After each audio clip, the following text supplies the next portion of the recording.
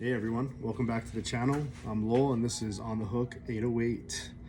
I was getting ready to pack up my kayak to go fishing tomorrow, and I figured I want to do a little quick breakdown of my gear, the kayak itself.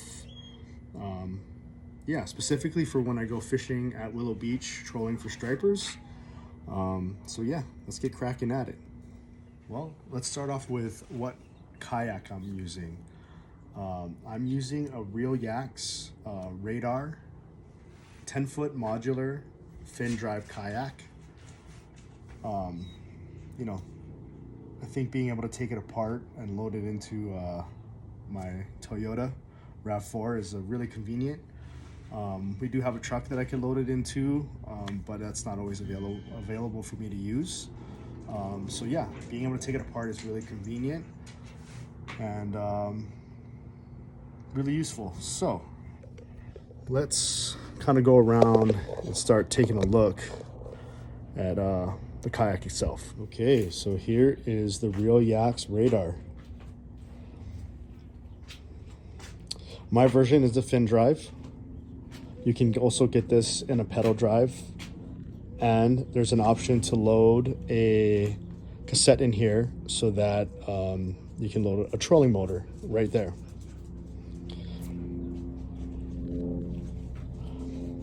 And like I said previously, this is a modular kayak, so these two pieces do come apart. You can see the seam right here. And these are the locking mechanisms. There are two up top and three on the bottom. I've personally never felt like it was ever going to come apart while out on the water. And I haven't had any water leak in that way. The kayak did come with a paddle. It's not the greatest paddle out there, but you know, I do have a fin drive and this is just a backup. So I don't feel the need to go out and purchase something expensive. I do have a little storage space here. Well, compartment that I use for storage. I keep some scissors, my pliers, scale, some tackle, and then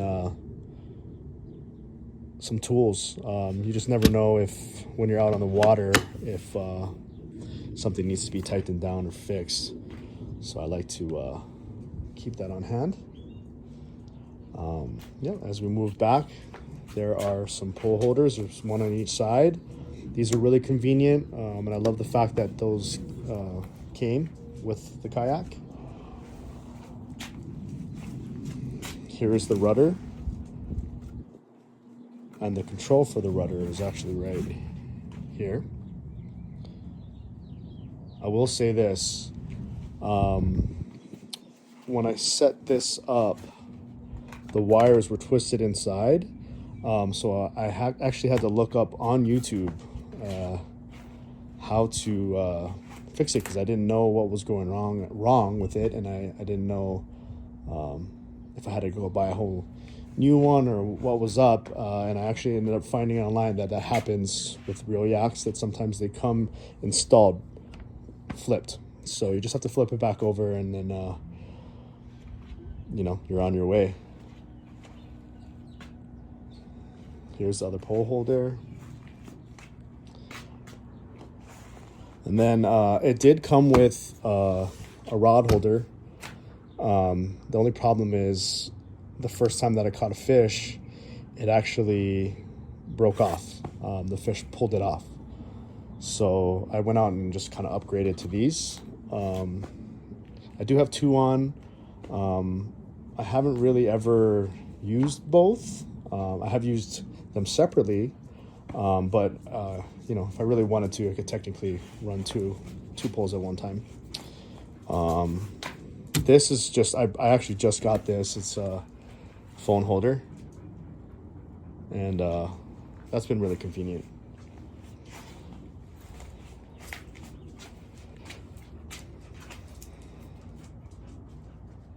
Well, one thing I forgot to mention is that this is not the stock rudder that comes with the kayak. Mine actually broke. The piece that is let's see, right here. Loading it in and out, I accidentally dropped it, and yeah, that piece broke. So I did end up ordering another one, actually on Walmart, from Walmart. I called Real Yaks, and basically I kind of figured out this is actually, there's kind of a universal rudder that you can use that fits. So I just kind of looked at the dimensions and looked at the one that was on Walmart, and was able to order that piece, and got back out on the water. But yes, please be careful. Those pieces are very easy to break. I would almost recommend taking your rudder off to prevent anything like that happening while transporting. All right, so let's get into some of the upgrades and different things that I put on to the kayak to make it more functional for me personally. You know, you may have a different setup on how you want things. You know what? I'd love to hear about it too. Let me know, because maybe there's something that I could add or do differently that might make my life easier that I just don't know about. So, yeah, let's take a look. Just work our way from here to the back. I did add some lights. I do tend to get in the water fairly early in the morning before the sun is even up, and you need lights. They're required. I also have a couple of white lights in here just so I can see stuff in the kayak itself. And then my 360 light. I actually like to leave that up even during the day, just so there's something taller than what I am in the water, and just leaves a bigger footprint so that people can see that you're there. You know, you have to kind of think about it. We're almost kind of like the bicycles on water, right? And just want to make sure that you're seen. Safety is definitely key. As I said before, you know, here's the case. So moving on, I did install a paddle holder. The first time that I went out on water, it was just really cumbersome to have to like stuff this somewhere while I was fishing. So I really think that everyone should upgrade to something like that. And I also tether it down just in case, you know, things get wild. You would hate to have this crap out on you and then lose this, because then you'd just be floating around out there. I have already mentioned this. I did install 2 rod holders just because the original one that came with the kayak broke. And then yeah, a few other things that I like to have with me. I have my whistle, and then I also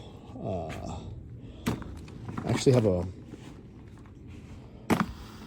dry bag strapped to my seat. I usually keep whatever I don't want to get wet in there, and also I keep a couple of tackle boxes that have my lures in it, which I'll show you guys in a little bit when I start talking about the rods and lures. I also keep this just in case I want to keep a fish. I want to make sure that I can dispatch it and make sure it's not suffering. On this side, I have my fish grippers also tethered. This comes in handy. It's great. You know, being able to clip into the fish and take the lure out safely without hooking yourself. Very important. I've hooked myself many times, and trust me, it does not feel good. Here's another upgrade that I did. I actually found just a little basket, which I installed some more pole holders on.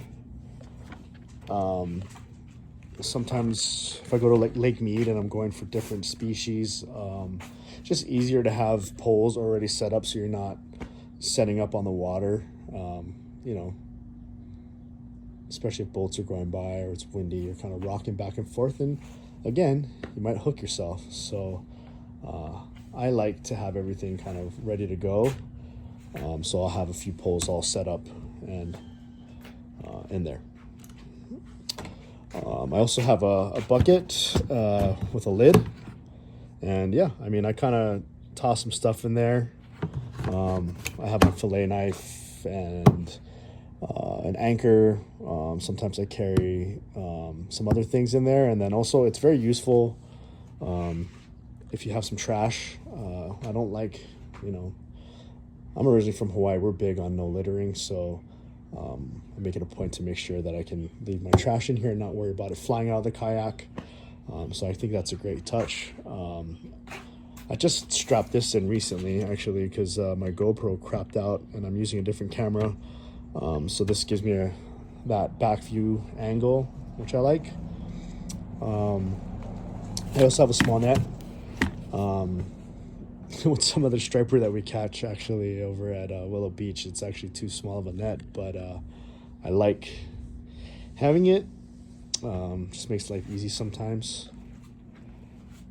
And yeah, that's pretty much the quick little upgrades I've done here and there. Let me know what upgrades you've done that you think are ultimately necessary to have on kayaks and what I'm missing. I know for sure at some point I'm going to put a trolling motor on this, just so I can make it to farther places, last longer on the water.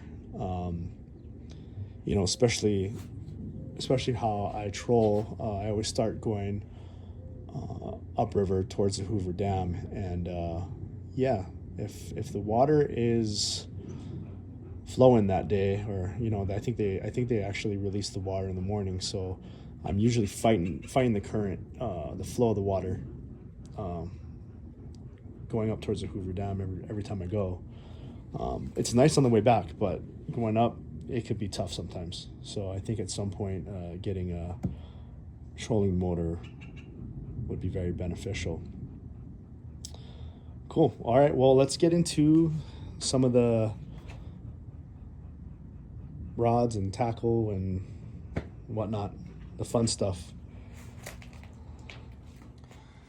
For the fun stuff, I primarily use 2 rods for trolling.